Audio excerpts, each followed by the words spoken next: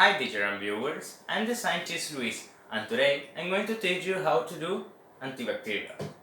In these days in which we are living a very difficult situation in which everyone is in his house and they have to be clean, a very important item is antibacterial because it can give you the opportunity to be clean in every moment of the day.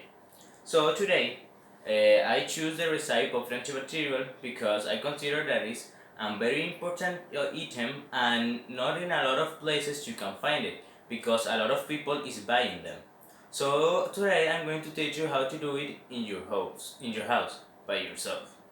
The materials that we are going to use, they are very calculated and they have a specific size because if you have more or less of each of them, they could be dangerous for your health. The first one is the ethyl alcohol to the 90%. We are going to need 250 milligrams of this.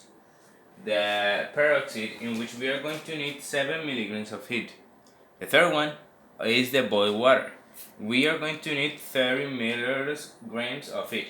And the last one is the glycerol, in which we are going to need and are 5 milligrams.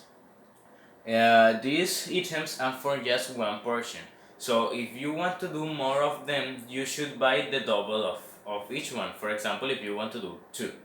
Extra items that we are going to need is a bowl and a stick or a plastic object to stir the mix, and a way in which you can size the amount of material that you are going to use.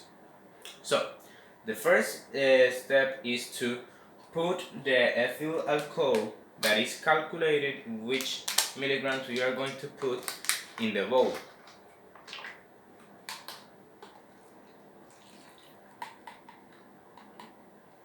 Then we are going to put the 7 milligrams of peroxide.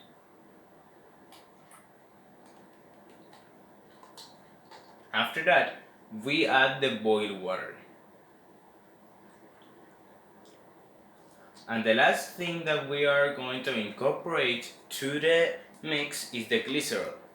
This is like a gel, so this is very jelly, so it will take some time to take it all to the mix.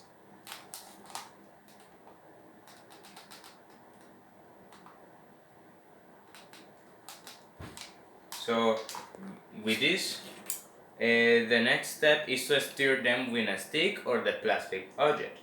We are going to do it for mostly 1 minute and we are going to do it very quickly. Remember to do it very carefully because these objects you have to buy them, most of them. So if we waste them like throwing it to the floor, it will be wasting our money. So we are going to be doing this like 1 minute, but I will do it in less time because I want the video to be shorter. When we have this mix, the next step is to put it into a dispenser. I recommend you to have a lot of dispenser and a lot of portions in your house because it's very helpful. And an advice from the OMC, that is the most powerful organization of health in the world, is to clean your hands after washing your hands and before eating or after doing something that you can get dirty. So this is a very powerful and use object, so I recommend you to do it.